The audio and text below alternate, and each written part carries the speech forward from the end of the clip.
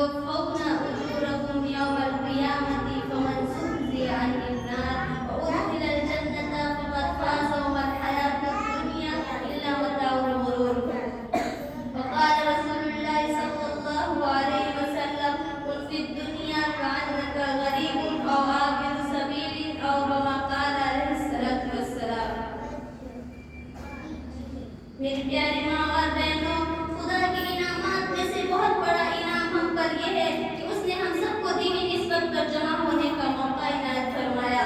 دینی نسبت پر جمع ہونا بڑا مبارک ہے. پیارے آقا صلی اللہ علیہ وسلم نے فرمایا دینی نسبت پر اللہ کے راستے میں ایک لمحہ بھی دنیا و ما فیہا سے بہتر ہے. میری پیاری بہنوں، آج کی اس مبارک محفل میں میں موت کی یاد سے متعلق کچھ عرض کروں گی. مجھے امید ہے کہ آپ سب میری باتوں کو بغور سماعت فرمائیں گے. قرآن کریم میں اللہ جل شانہ کا ارشاد ہے کل نفس ذائقۃ الموت ثم الینا ترجعون. ہر شخص کو موت کا مزہ چکھنا ہے، پھر تم سب کو ہمارے پاس آنا ہے. اس آیت کریمہ میں خالق کائنات نے ہر بندے اور بندی کو اطلاع دی ہے کہ موت بہرحال آنی ہے. یہ اللہ کا قانون ہے. اس قانون کو کوئی شخص بدل نہیں سکتا. اس اصول میں کوئی ترکیب نہیں ہو سکتی. بلکہ کسی کہنے والے نے تو یہاں تک کہ کہہ دیا موت برحق ہے، کفن میں شک ہے. یعنی ہر شخص کو کفن نصیب ہو یہ یقینی نہیں، لیکن موت کا آنا ہر شخص کے لیے یقینی ہے. انسان چاہے جتنے بھی مضبوط قلعے میں ہو، چاہے کتنے بھی عالیشان پائیدار محل میں فرکش کرے، جب موت آئے گی اس کے راہ میں یہ قلعے اور پائیدار محل حائل نہیں ہو سکتے. اینما تکونوا یدرککم الموت ولو کنتم فی بروج مشیدہ. تم جہاں بھی ہو موت تم کو آ دبائے گی اگرچہ تم مضبوط قلعے میں بیٹھے ہو. لہذا ہمیں چاہیے کہ ہم آج ہی سے موت کی تیاری کریں. یہ اصولی باتیں یاد رکھیے. جس کی زندگی محمود اس کی موت بھی محمود، جس کی زندگی مضموم اس کی موت بھی مضموم. اگر ہم نیکی والی زندگی گزاریں گے تو اللہ تعالیٰ ہم سب کو نیکی والی موت عطا فرمائیں گے. یہ کیسے ممکن ہے کہ ایک عورت فاسقہ و فاجرہ والی زندگی گزارے اور اللہ تعالیٰ حضرت رابعہ بصریہ اور فاطمہ جیسی موت عطا فرمائے؟ ہمیں اپنی زندگی کا جائزہ لینے کی ضرورت ہے. ہم گناہ کرتے ہیں، ان کو چھوڑنے کی ضرورت ہے اور موت کی تیاری کرنے کی ضرورت ہے. اور موت کی تیاری کی شکل یہی ہے کہ ہم ان تمام گناہوں سے خواہ چھوٹے ہو یا بڑے آج ہی توبہ کر لے، آج ہی توبہ کر لے اور ہمارے صالحہ کو رواج دے. ہمیں غور کرنا چاہیے کہ ہم کن کاموں میں لگے رہتے ہیں، ہماری کیا اوقات ہے، ہم کس کھیت کی گاجر مولی ہے. جب ہماری موت کا وقت آئے گا تو ہم موت کو ٹال نہیں سکتے اور اس وقت کوئی تیاری نہیں کر سکتے. تیاری کا وقت یہ زندگی ہے. تیاری کے لیے کوئی علیحدہ وقت نہیں دیا جائے گا. لہٰذا اس وقت کو غنیمت سمجھ لیجیے. میری پیاری ماں اور بہنوں، آپ نے تو بہت ہی معصوم بچوں کے جنازوں کو لوگوں کے ہاتھوں میں قبرستان جاتے دیکھا ہوگا. بہت سے جوانوں کے جنازے آپ نے دیکھے ہوں گے. بہت عمر رسیدہ لوگوں کو بھی موت کے سامنے عاجز ہوتے دیکھا ہوگا. اس سے پتہ چلتا ہے کہ عمر کے کسی بھی مرحلے میں موت آ سکتی ہے. موت ایک اٹل حقیقت ہے. اس کو دنیا کی بڑی سے بڑی طاقت ٹال نہیں سکتی. حتیٰ کہ حکومت و بادشاہت، سلطنت و وزارت، قوت بازو، مال و دولت، دوائے حکمت، ان میں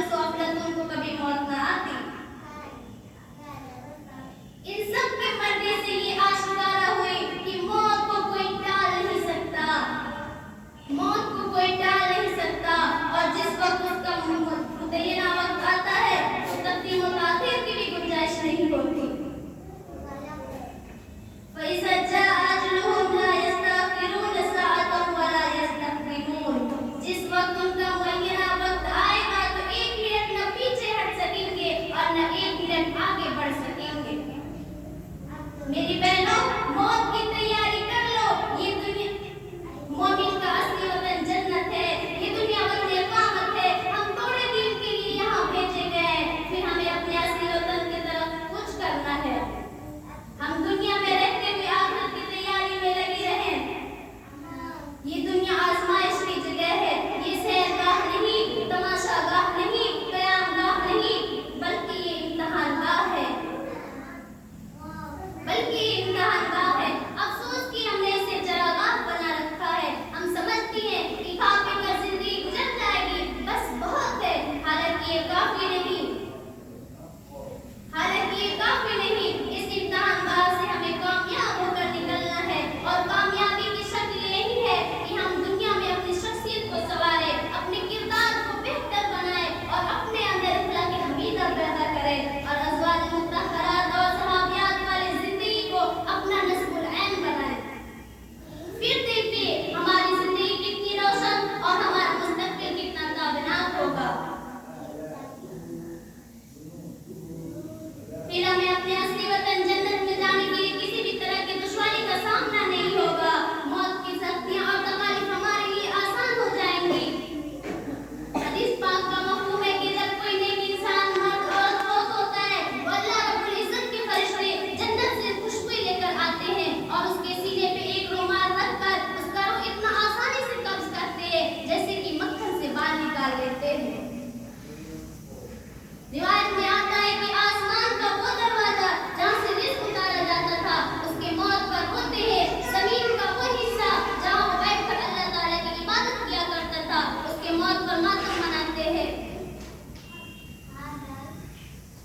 रिवायत में आता है कि जब नेक मर्द औरत का जनाज़ा कब्रिस्तान की तरफ चलता है, तो अल्लाह रब्बुल इज़्ज़त फरिश्तों को हुक्म देते हैं कि रास्ते के दोनों किनारे इस्तक़बाल के लिए खड़े हो जाओ।